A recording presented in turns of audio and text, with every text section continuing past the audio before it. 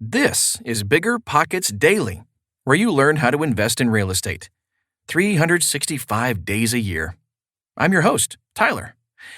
The following article comes from the blog at BiggerPockets.com, but you can't read the blog when you're commuting to work or getting your Airbnb ready for your next guest. 5 Habits That Help Average People Make Millions by Angelo Rumora. I moved to the United States several years ago, and I truly believe it is the best country in the world. I always tell everyone that what I did here, I would not be able to do anywhere else. Here are 5 steps that have helped me achieve the success that I have today, and I'm hoping that they will do the same for you. 5 habits that help average people make millions. Number 1, aim purposefully to leave your 9-to-5 job behind. So the first thing you need to do is quit your job. It's called a JOB, which means just over broke.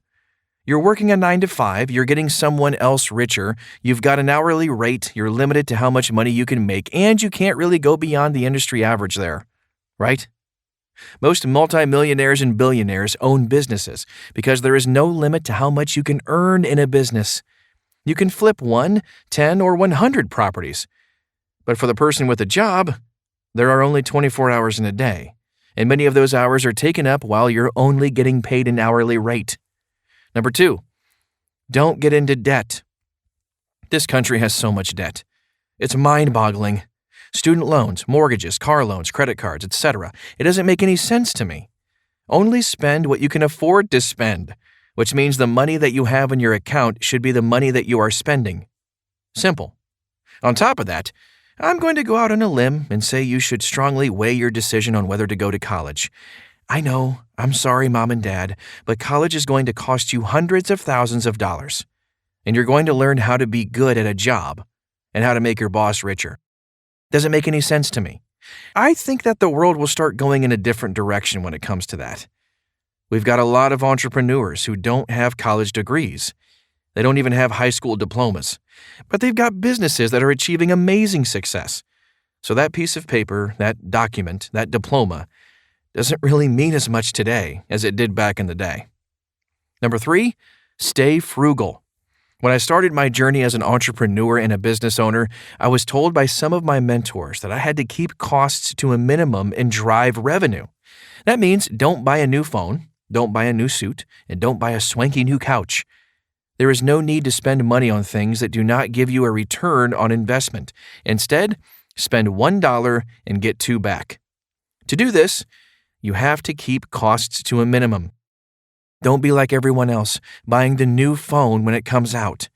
Unless it's helping you get more money, do not spend it. Stay frugal.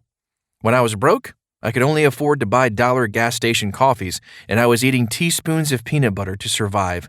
Guess what? If that is what you have to do, do it.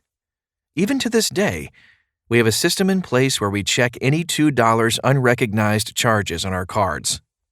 Number 4, learn to sacrifice everything and anything. That is probably the hardest step out of all of it.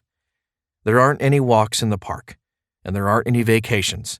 I personally left everything and everyone behind, and I moved into the unknown. I had a great paying job in Australia, plus familiarity, family, friends, and memories. I left it all. I made a huge sacrifice and moved here with nothing. I worked my freaking butt off. And I still do to this day, work 16, 17, or 18-hour days. Every dollar that I have, I invest back in my business. Nothing comes easy in life. You have to work hard, you have to sacrifice, and you have to do whatever it takes. You have to put everything on the line. If you want to succeed, there aren't any excuses, and it's going to take a lot of hard work. I don't believe in talent. I believe in hard work. Number 5, methodically invest in property. I'm not sure what the statistics are out there, but the majority of multi-millionaires and billionaires all have very large property portfolios. There are many ways that you can invest in real estate, as you guys know.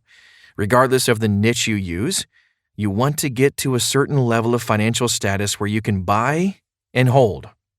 Long-term wealth, in my opinion, is built by buying and holding properties. They hopefully will appreciate in value, which will hopefully continue to expand your multi-millionaire status. And you will also receive residual income from them so you can achieve true financial freedom and enjoy your life. Bonus!